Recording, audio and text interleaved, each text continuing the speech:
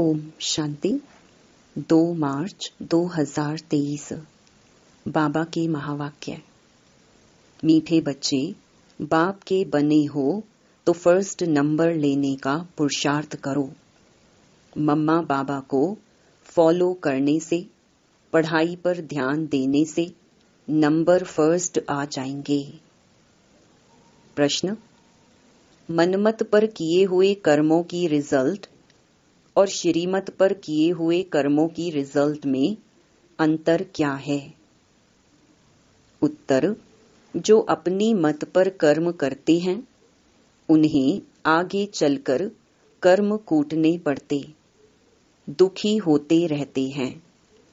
मनमत अर्थात माया की मत से कोई दिवाला मार देते, कोई बीमार पड़ जाते, कोई की अकाले मृत्यु हो जाती। ये सब है कर्म कूटना।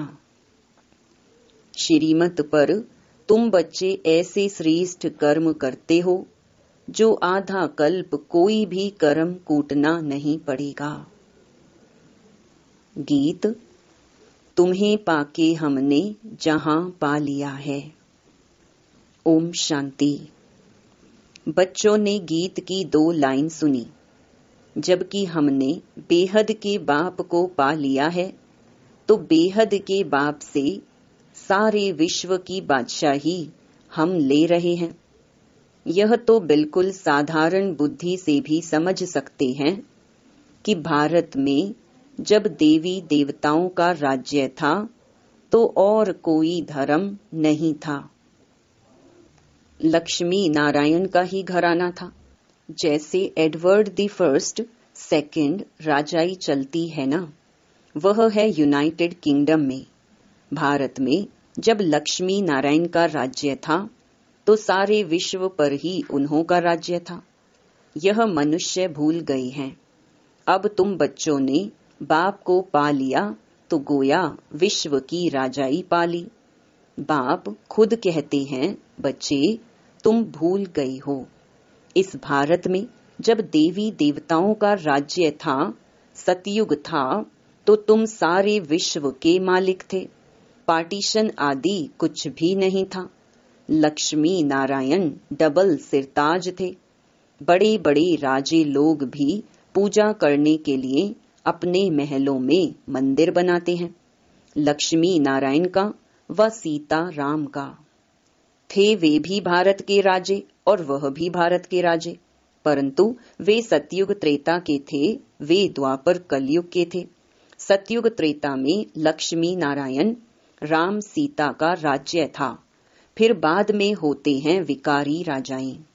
विकारी राजाएं भी कैसे बनते हैं, ये बातें श्री बाबा इन द्वारा बैठ समझाते हैं। गाया भी जाता है, पूज्य पुजारी सतो प्रधान से तमो प्रधान जरूर बनना है। कहते हैं, हे बच्चे, तुम पहले सतयुग में सतोगुणी महाराजा महारानी थे और संपूर्ण पवित्र थे। यह तुम बच्चों को याद रहता है। बरोबर हम सो पूज्य थे, अब नहीं हैं। फिर पुरुषार्थ से हम वह पद पा रहे हैं। माया ने पुजारी बना दिया है। ये शिक्षा जो मिलती है वह धारण करनी है। कॉलेज में जो शिक्षा मिलती है वह भी स्टूडेंट्स की बुद्धि में रहती है ना। बच्चों की बुद्धि में रहता है, हम भारतवासी सो देवता थे। कल्प पहले भी बाप ने आकर राजयोग सिखाया था। मुख्य है ही गीता की बात। जब कोई मिले तो बोलो, गीता कब सुनी व पढ़ी है? उसमें लिखा हुआ है भगवानुवाच। तो कैसे सुनाते हैं, कब सुना है? भगवान पढ़ाते हैं। एक गीता में ही भगवानुवाच है। तुम बच्चे जानते हो, भगवान ने राजयोग सिखाया था और कहा था, मैं तुमको राजाओं का राजा बनाऊंगा। उन्होंने फिर श्री कृष्ण का नाम दे दिया है। अब श्री कृष्ण तो सतयुग का प्रिंस था। श्री कृष्ण ने यह पद पाया है अपने बाप से। कृष्ण कोई अकेला नहीं था। लक्ष्मी नारायण की राजधानी थी, सो अब फिर से स्थापन हो रही है। तो तुम बच्चों की बुद्धि में यह आना चाहिए। 5000 वर्ष पहले भी भगवान ने ऐसे पढ़ाया था। भगवान नॉलेजफुल ब्लिसफुल है। श्री कृष्ण को नॉलेजफुल ब्लिसफुल आदि यह टाइटल नहीं देंगे। बाप सारी सृष्टि पर तत्वों सहित सब पर ब्लिस करते हैं। सो तो सिवाय परम पिता परमात्मा के और कोई कर ना सके। ब्लिस अर्थात मेहर। यहाँ तो देखो तत्व आदि सब तमो प्रधान है। बरसात पड़ती है तो नुकसान कर देती, तूफान लगते रहते हैं, ये सब बेकायदे हुआ ना। सतयुग में कोई भी बेकायदे बात होती नहीं जो नुकसान आदि हो। खेती टाइम पर तैयार होगी, टाइम पर पानी मिलेगा, वहां कोई उपद्रव होते नहीं। यह माया के उपद्रव हैं जो दुखी करते हैं। माया का भी अर्थ मनुष्य नहीं जानते। अब तुम समझते हो, बाप को कहा ही जाता है परम पिता परमात्मा यानी परम आत्मा। बोलना भी ऐसे चाहिए, एक्यूरेट। बाप कहते हैं मैं तुमको ऐसे कर्म सिखलाता हूँ जो तुमको कभी कर्म कूटने नहीं पड़ेंगे। मनमत पर चलने से हर एक मनुष्य कर्म कूटते हैं ना। बुखार खांसी हुई, यह भी कर्म भोग है। दिवाला मारा, ये भी कर्मों को कूटना हुआ। तुमको बाप श्रेष्ठ कर्म सिखलाते हैं, जो भी जितना सीखेंगे उतना ऊंच पद स्वर्ग में पाएंगे। जैसे नाटक में कोई तो स्पेशल रिजर्व सीट लेते हैं, फिर नंबरवार सेकंड क्लास थर्ड क्लास होती है। अच्छे अच्छे आदमी नजदीक में सीट लेते हैं, तो पढ़ाई में भी नंबरवार होते हैं। बाप कहते हैं मैं तुमको मालिक बनाने आया हूँ। जितना जो पढ़ेगा, पढ़ाई बहुत सिंपल है। पढ़ाने वाला है निराकार। उनका नाम व्यास व श्री कृष्ण आदि नहीं है। उन सब के तो चित्र हैं। ब्रह्मा का भी चित्र है, श्री कृष्ण का भी चित्र है। सूक्ष्म व स्थूल चित्र हैं, तो उनको भगवान नहीं कह सकते। भगवान एक ही है जिसको शिव कहते हैं। भल मंदिर कितने भी हैं, परंतु नाम असुल एक ही है, वह कब बदल नहीं सकता। वह है निराकार परम पिता परमात्मा। यह किसने कहा? निराकार आत्मा कहती है कि परम पिता परम आत्मा परम धाम में रहते हैं। हम आत्मा उनकी संतान है। हम भी वहां से आए हैं पार्ट बजाने। अब एक एक एक्टर की बायोग्राफी तो नहीं बताएंगे, मुख्य की ही बताई जाती है। यहाँ भी बड़े बड़े आदमियों की बायोग्राफी बताते हैं ना। अब सारी बेहद सृष्टि में ऊंच ते ऊंच मनुष्य कौन है? ड्रामा में ऊंच ते ऊंच पार्ट किसका है? यह भी समझना चाहिए। हम एक्टर्स को बाप बैठ समझाते हैं। क्रिएटर डायरेक्टर बाप ही है। शिव बाबा डायरेक्शन देते हैं ब्रह्मा को कि तुमको देवी देवता धर्म की स्थापना करनी है। स्थापना कर फिर तुमको जाकर पालना करनी है। हम नहीं करेंगे, तुमको सिखलाते हैं, डायरेक्शन देते हैं ना। करन करावन हार है ना। खुद करते भी हैं, नॉलेज सुनाते हैं और तुमसे कराते भी हैं ना। श्रीमत मिलती है, यह करो। ड्रामा अनुसार ब्रह्मा यह स्थापना कर फिर राज्य करेंगे। ब्राह्मण ब्राह्मणियां भी राज्य करेंगे। तो बाप समझाते हैं मैं निराकार एक हूँ और सब साकारी हैं। अब वह निराकार परम पिता परमात्मा आत्माओं को मत देते हैं। आत्मा इन कानों से सुनती है, मुख से बोलती है, तो सबसे मुख्य हुआ परम पिता परमात्मा, फिर ब्रह्मा विष्णु शंकर, सूक्ष्म वतनवासी, फिर संगम युग पर हैं जगदम्बा सरस्वती और जगत पिता ब्रह्मा। यह बड़े ते बड़े हुए ना, इन द्वारा रचना होती है। तुम सब मिलकर भारत को स्वर्ग बनाते हो। बाप की मदद से तुम मनुष्य को देवता बनाते हो। सतयुग में होते हैं दैवी संप्रदाय। बाप कहते हैं हम तुमको ऐसे कर्म सिखलाते हैं जो कभी दुखी नहीं होंगे। अब सारा मदार है तुम्हारे पुरुषार्थ पर। चाहे बाप का बन फर्स्ट क्लास टिकट लो, सूर्यवंशी बनो, चाहे चंद्रवंशी बनो, यह तो जानते हो तुम्हारे मम्मा बाबा सबसे जास्ती पुरुषार्थ करते हैं, सर्विस करते हैं। वह तो महारानी महाराजा बनेंगे, तुम उन्हों की गद्दी पकड़ेंगे ना, या नापास हो जाएंगे।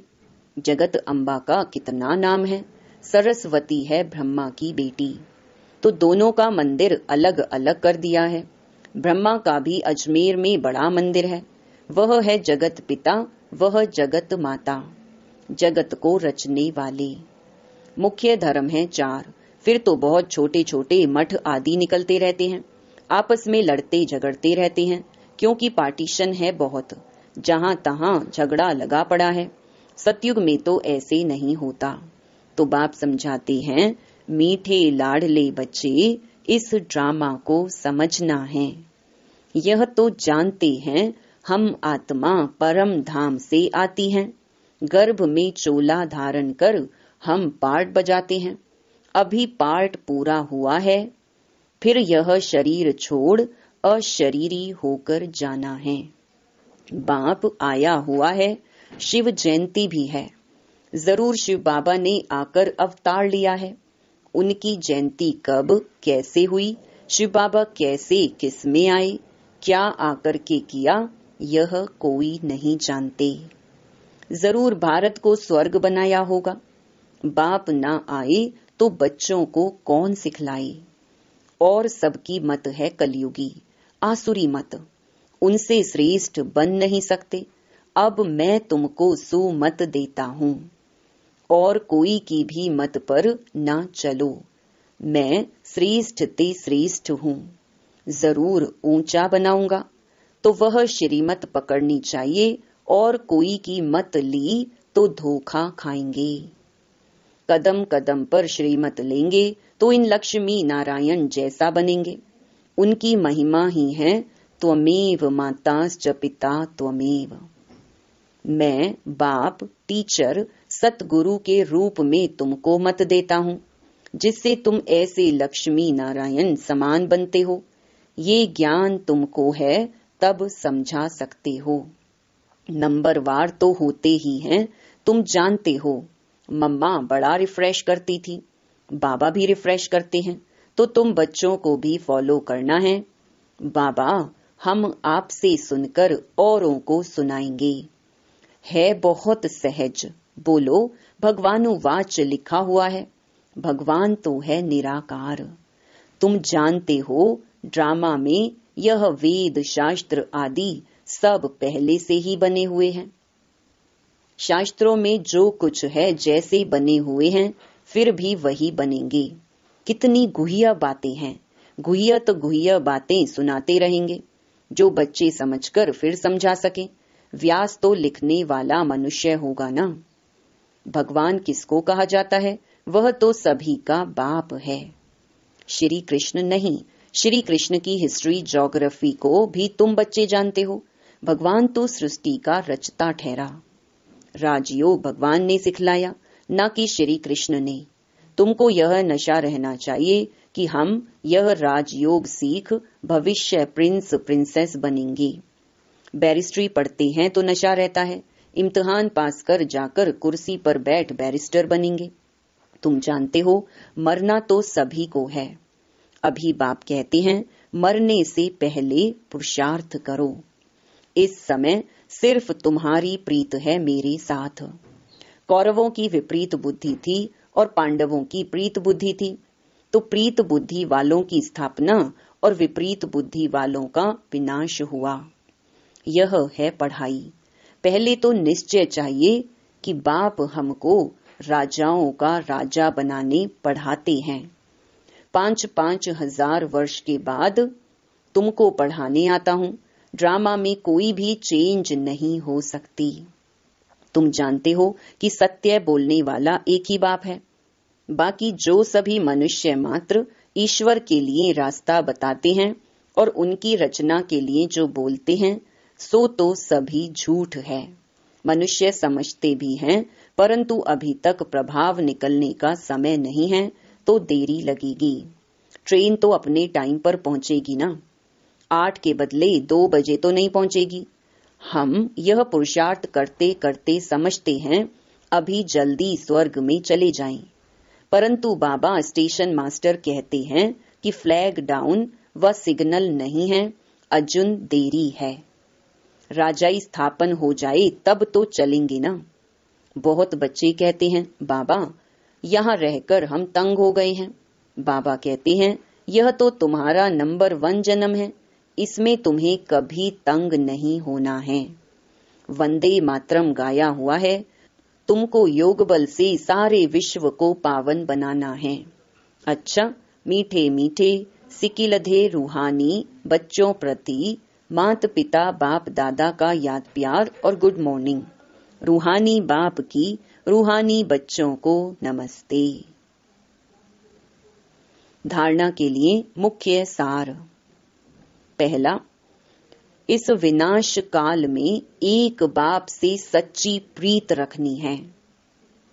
सदा इसी नशे में रहना है कि हम राजयोग सीख भविष्य प्रिंस प्रिंसेस बनेंगे।